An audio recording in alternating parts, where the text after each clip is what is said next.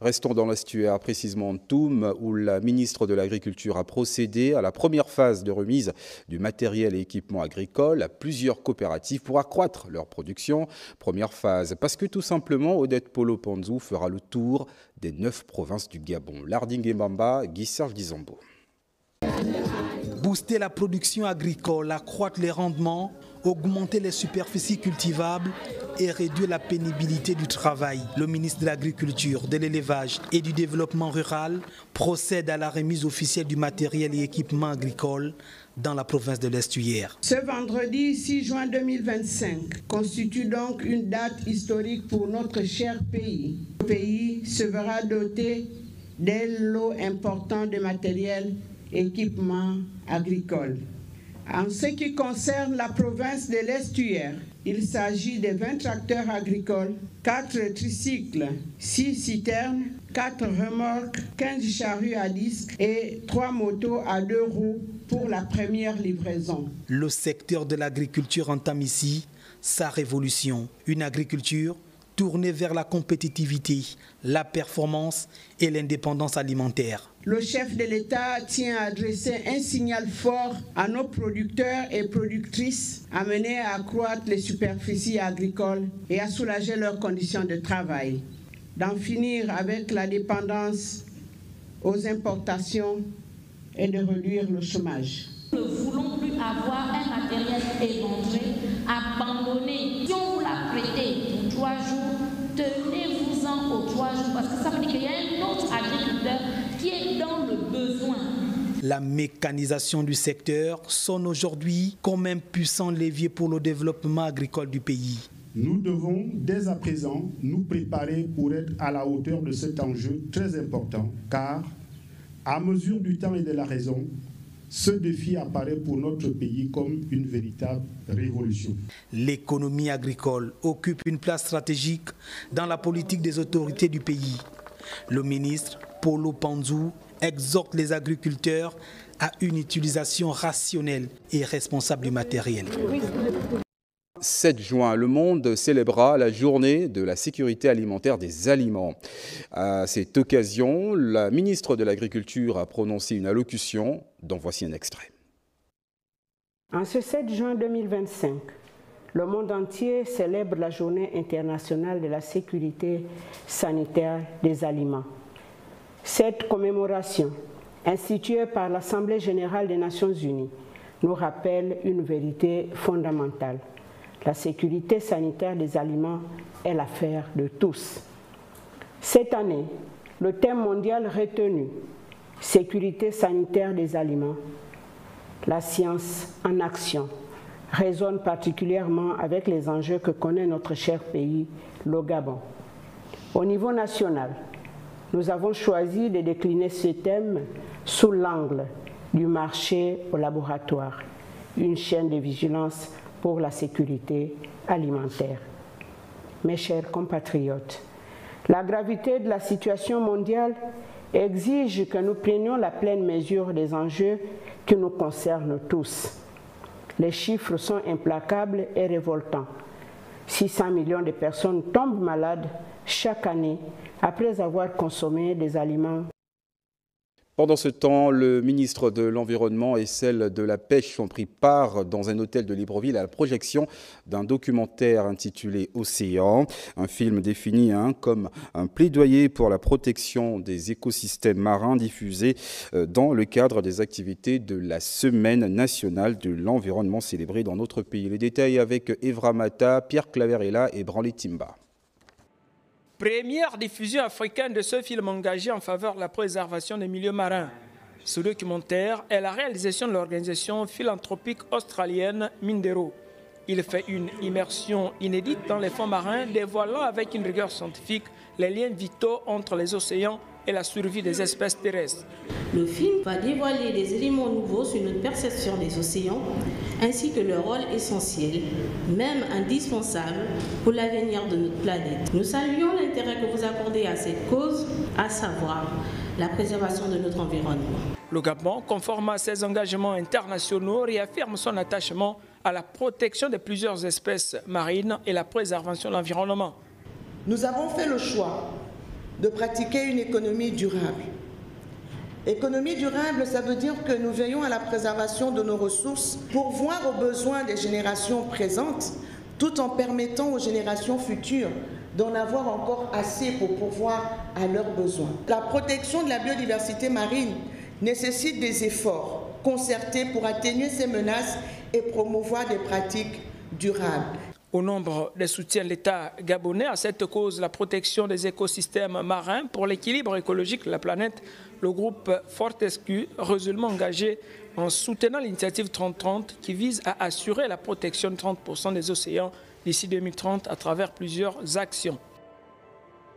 Dans le cadre de la Semaine mondiale de l'environnement, le ministre de tutelle Maïs Moussi poursuit ses descentes de terrain. Hier à l'usine de recyclage, aujourd'hui sur la mangrove Loé à Midoubé 1. Détails et explications avec nos reporters.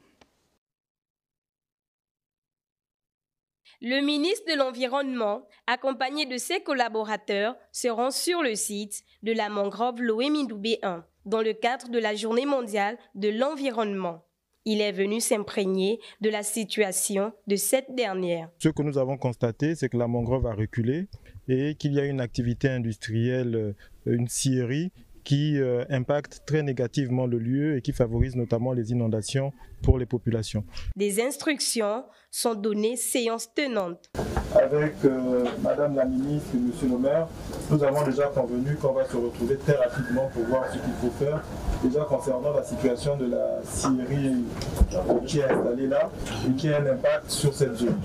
On a présenter un peu les difficultés liées aux populations qui participent à la pollution du site et donc on attend dans les tout prochains jours. Suite à cette descente, le président de l'ONG, Ibinga Guilen, espère qu'avec cette visite, les choses vont s'améliorer. Rappelons que la mangrove joue un rôle très important dans l'écosystème.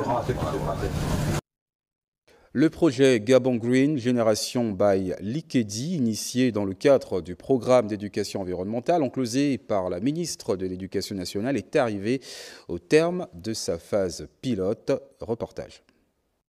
Arrivé au terme de sa phase pilote, le projet 3GL Gabon Green Generation by Likedi a touché 4 lycées des villes de Mwanda et de Bakumba. Il a été initié par la Fondation Likedi Biodiversité dans le cadre du programme d'éducation environnementale mis en œuvre par le WWF Gabon.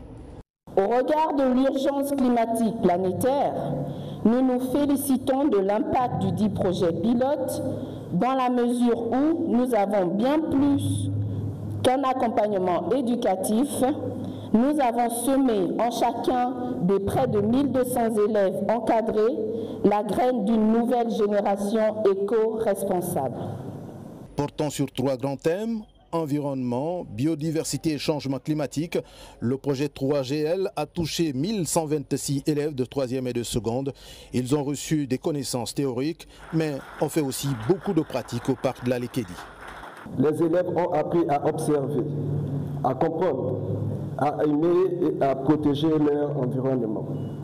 Je tiens à saluer l'engagement remarquable des jeunes, leur curiosité, leur enthousiasme, leur volonté d'agir. Vous avez été les véritables héros de ce programme. Pour la communauté principale acteur du projet par le biais de la Fondation Likedi, la graine est semée, il ne faut pas s'arrêter là. Il y a certainement une graine qui est semée, les enfants sont très impliqués, très engagés, ils ont compris, ils donnent du sens à tout ce qu'on leur a appris à travers les manuels, les sorties, les travaux pratiques. La graine est semée, il ne faut pas s'arrêter là, c'est que le début. Les efforts des apprenants et des établissements ont reçu les encouragements des officiels et qui ont visité ensuite les stands animés par les élèves. Deuxième province du pays où le ministre de la Santé, le professeur Adrien Mougougou, a procédé à la réception des travaux provisoires du centre hospitalier universitaire à Missa de Franceville. Une réception qui marque le début de l'amélioration de l'offre de soins. Lariska Laure et Bertin Osaga. Le centre hospitalier universitaire à Missa de Franceville présente désormais fière allure, et ce grâce à une vaste opération de réhabilitation de ses locaux, partant des infrastructures jusqu'au plateau technique, mais également la mise en service de plusieurs spécialités. Le ministre de la Santé, Adrien Mougougou, a fait le déplacement pour constater l'achèvement des travaux. La satisfaction est que les travaux ont été correctement menés. Le relèvement des plateaux techniques était l'un des objectifs premiers. Aujourd'hui, j'ai même envie de dire, nous avons un nouvel hôpital avec plusieurs nouvelles entités, avec des équipements de pointe. Aujourd'hui, on n'a pas besoin d'aller à Libreville pour faire une mammographie, pour faire un scanner, pour faire une dialyse. On a un centre régional de transfusion sanguine qui est en construction. L'hôpital a atteint un autre niveau. Le CHU Amissa, depuis sa création il y a près de 15 ans, n'avait jusqu'ici jamais bénéficié d'entretien. Avec ses équipements renforcés pour l'amélioration de l'offre de soins, c'est quasiment un hôpital neuf qui sera livré. La réhabilitation a concerné l'ensemble de l'hôpital et tous les services pour pouvoir répondre à l'amélioration des plateaux techniques, de la qualité de l'offre de soins dans ces structures. Il était important, après l'expérience de la Covid, que nous remettions à niveau la structure, d'autant plus que celle que nous visitons aujourd'hui a évolué d'un niveau et passé de CHR en CHU. Ces réhabilitations se font dans le cadre du projet d'appui au secteur de la santé phase 2, un projet qui a au passage déjà livré 8 hôpitaux dans les 4 provinces cibles. C'est à la suite qu'il s'est lancé dans la réfection des CHR de ces provinces. Pour le coordonnateur Wilfried Mando, l'enjeu principal est de permettre aux populations de l'arrière-pays d'avoir accès à des soins de qualité. Retour au Gabon pour faire place à présent au secteur commerce où vient de débuter les travaux d'évaluation des offres liées aux dotations des véhicules au niveau de la Direction générale du commerce. Yannick Menga. La Direction générale du commerce œuvre pour être plus performante dans la pratique de ses missions régaliennes. Afin de se doter de moyens roulants destinés aux brigades mobiles, une étude des propositions a démarré en présence de la tutelle, conformément aux règles d'attribution de marchés publics en vigueur. Aujourd'hui, vous allez devoir procéder à l'appréciation des offres des soumissionnaires en matière de véhicules de terrain de brigades mobiles afin de permettre d'assurer pleinement vos missions d'inspection et d'encadrement des opérateurs économiques sur l'ensemble du territoire national. Cette étape sera suivie des équipements informatiques pour vous rendre plus performants. Sur ce, chers collaborateurs, partenaires et commissaires, je déclare ouverts les travaux de la commission d'évaluation des offres et je vous souhaite une excellente session. Avec ces nouvelles dotations, la Direction générale du commerce sera plus performante et pourra désormais répondre aux attentes des plus hautes autorités. Nous aurons désormais sur l'ensemble des provinces, les brigades et les directions provinciales équipées en matériel informatique et en moyens roulants, donc plus précisément des véhicules de terrain leur permettant de sillonner le territoire et d'assumer leur mission convenablement.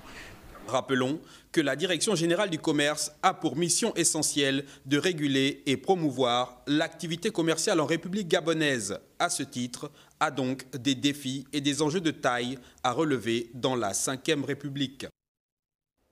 Et pendant ce temps, le ministre de l'économie numérique organise un café numérique à laquelle prenaient part plusieurs entreprises et start-up. Le plan avec Lionel Moutsou-Pissam et Gérard Magnagna. La rencontre multidimensionnelle entre le ministre de l'économie numérique, les entrepreneurs et les start-up évoluant dans le domaine du numérique a permis aux membres du gouvernement et les responsables des entités sous tutelle d'identifier les besoins en vue d'apporter une ère nouvelle dans ce secteur pourvoyeur d'emplois. Il était important que j'échange avec l'ensemble de l'écosystème, les entrepreneurs, les start-upers, toute entreprise qui a une composante technologique. On a également invité les opérateurs de téléphonie, RTL et Move. On a également eu l'ARCEP, la NYMF, la SPIN, tout l'écosystème pour écouter les entrepreneurs de la tech, pour pouvoir recueillir leurs préoccupations et trouver les mécanismes de dialogue pour pouvoir avancer et faire évoluer l'économie numérique qui pèse actuellement 5% de notre PIB. Nous voulons le voir se développer davantage.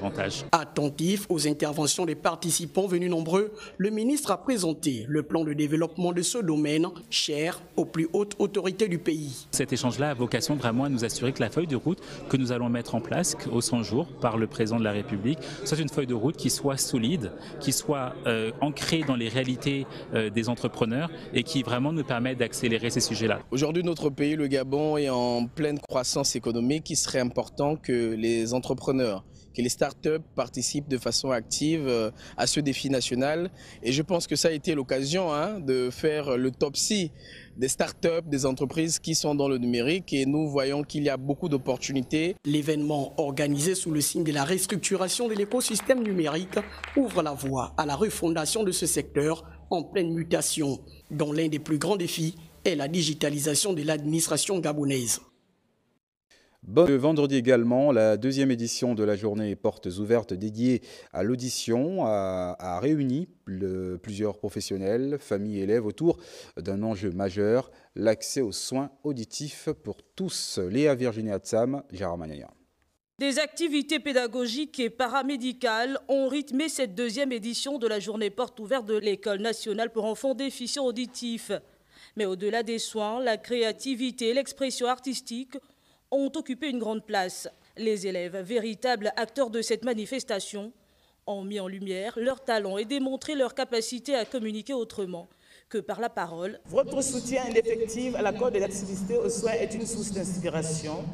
Votre engagement sur le terrain est essentiel pour faire avancer notre noble mission. Aux parents d'élèves ici présents, vous êtes nos partenaires privilégiés dans cette démarche et votre implication est un gage de succès. La rencontre est jumelée à la célébration différée de la Journée mondiale de l'audition. À travers cette initiative, les plus hautes autorités réaffirment leur engagement à faire de l'accessibilité auditive une priorité nationale. Je voudrais saisir l'opportunité offerte par cette deuxième édition pour rendre un hommage mérité à Monsieur le Président de la République, chef de l'État, chef du gouvernement, son Excellence Brice Clotaire Oligui Nguema, et à Madame Zita Oligui Nguema pour les efforts consentis par l'octroi des prothèses auditives aux enfants de l'ENEDA, ainsi que pour toutes les autres actions